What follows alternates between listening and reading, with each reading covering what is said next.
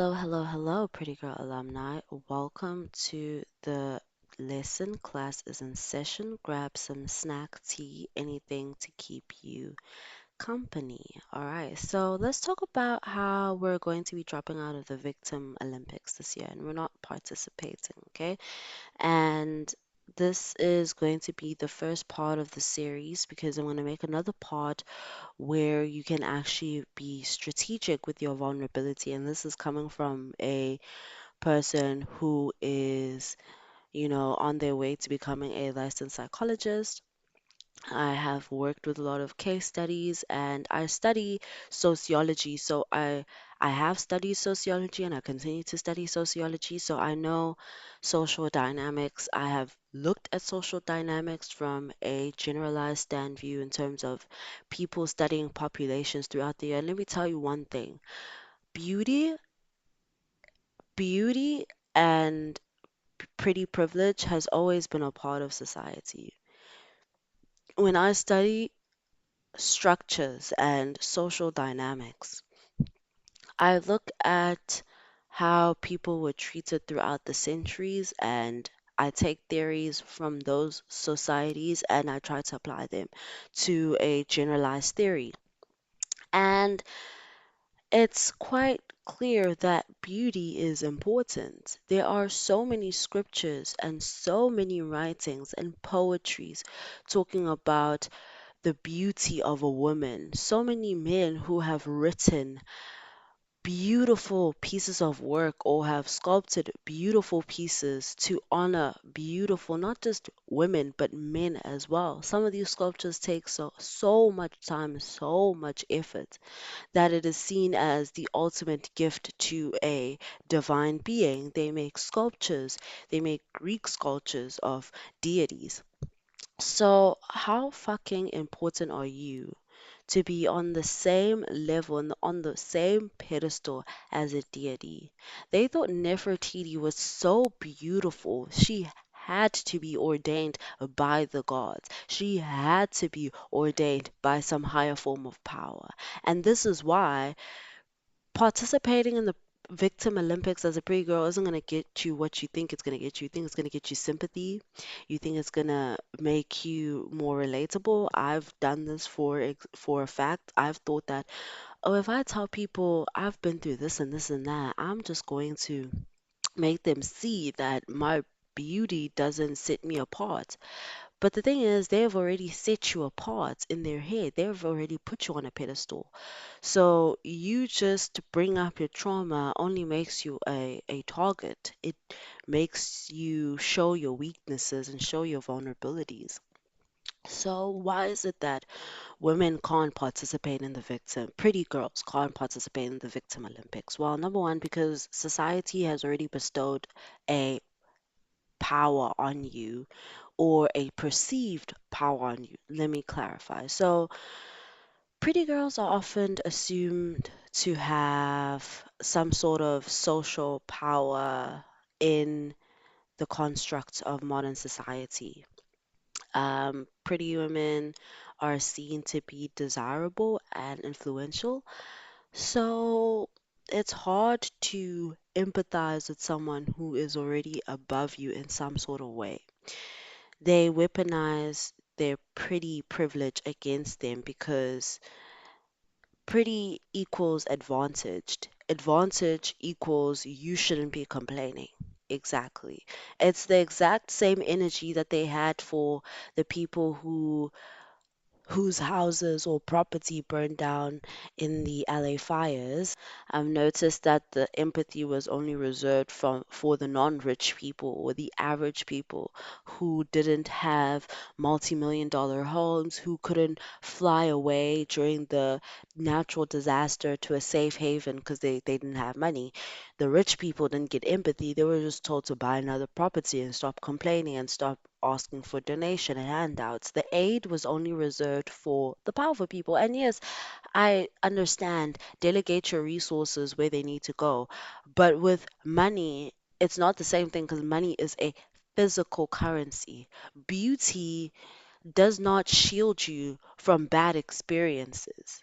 In fact, beauty makes you a target because a lot of envious and internalized misogynistic women see you as a threat.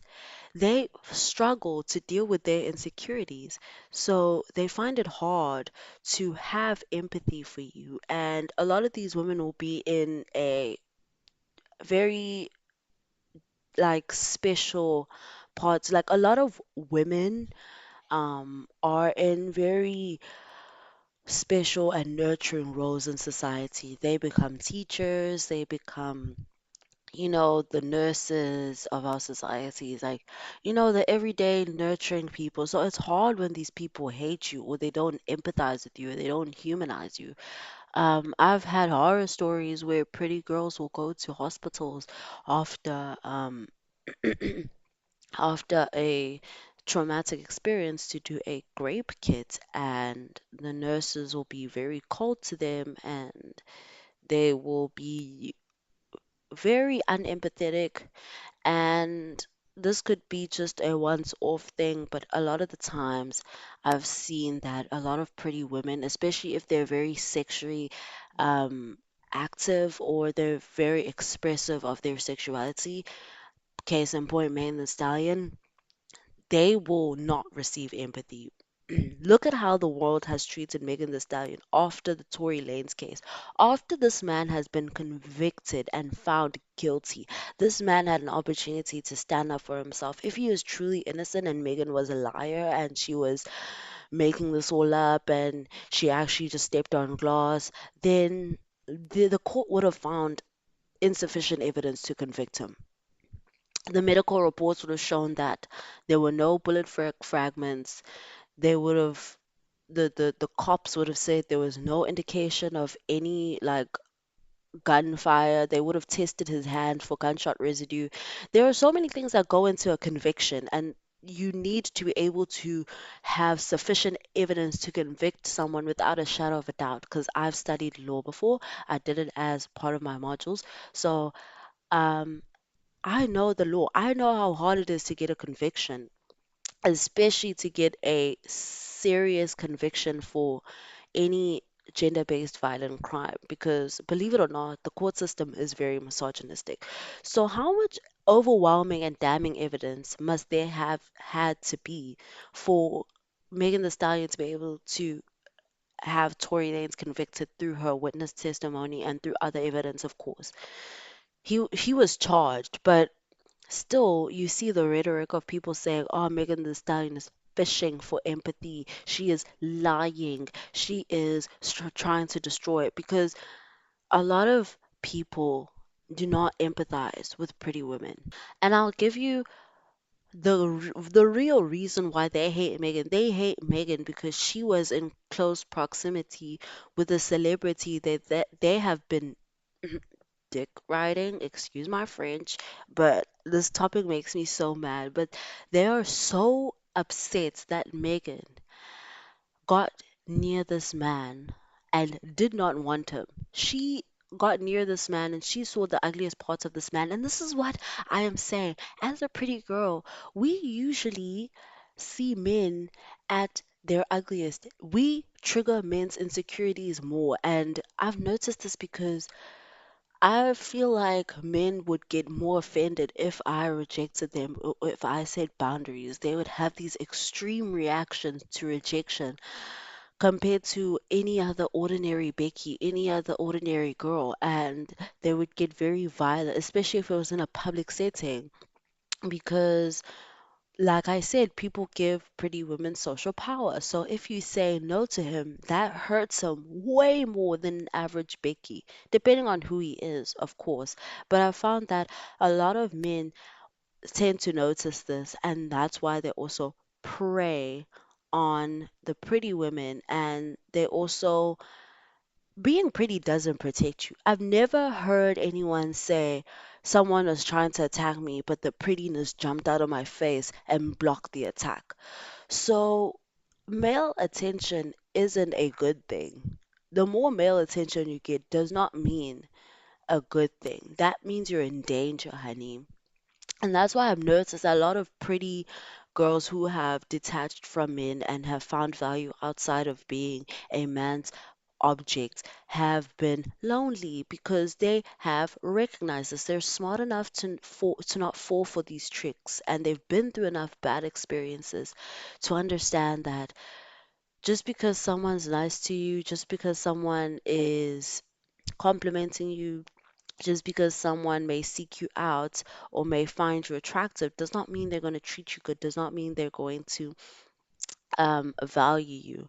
So I often find that pretty girls have a silent burden to be society's muse, to be society's um, I don't know what to call it because simultaneously society hates pretty women, but they love them and they put them in the center of their society. They put them in the front covers, they put them in the limelights, they put them on stages, they take them on tours. A lot of majority of the women who are popping off now, the pop stars, the R&B stars, the hip hop stars, even the female rappers, a lot of them are drop dead gorgeous. A lot of them have received a lot of beauty enhancements because um, society views a beautiful woman as something that they can use to their benefit. A lot of these companies, they spot these pretty women and they take them because they're investments and they make money off of them. But that doesn't mean that because that happens to a couple of pretty women, that doesn't mean that those women, especially even if good things happen to you because of your beauty, that doesn't mean that your pain doesn't exist, or that doesn't mean that you're never going to experience a bad thing. But people are uncomfortable with pretty women being in the victimhood space, even if it's valid.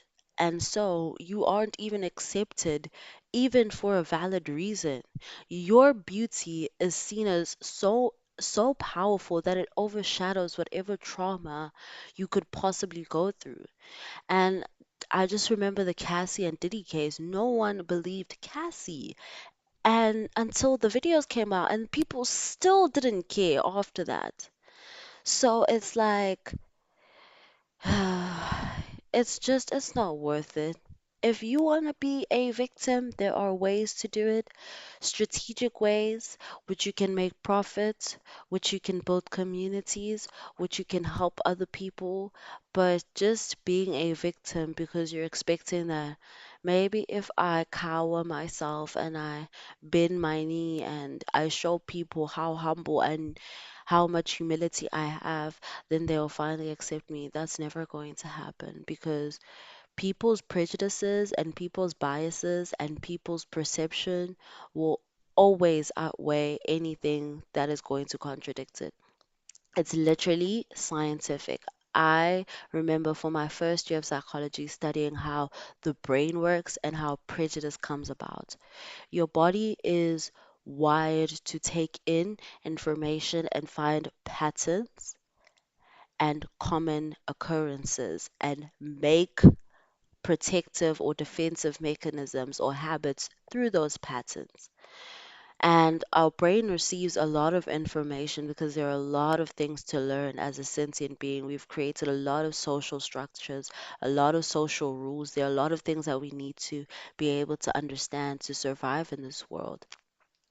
So our brain gets overwhelmed with the information. So what they do is it groups the information instead of individualizing the information or group the information. So scientifically, you are more likely to meet someone who has a prejudice against pretty people than you are not. Okay, so we are not taking part of the Victim Olympics. We're dropping on. We're never going on there again. You can come and you can watch on the sidelines. You can take notes.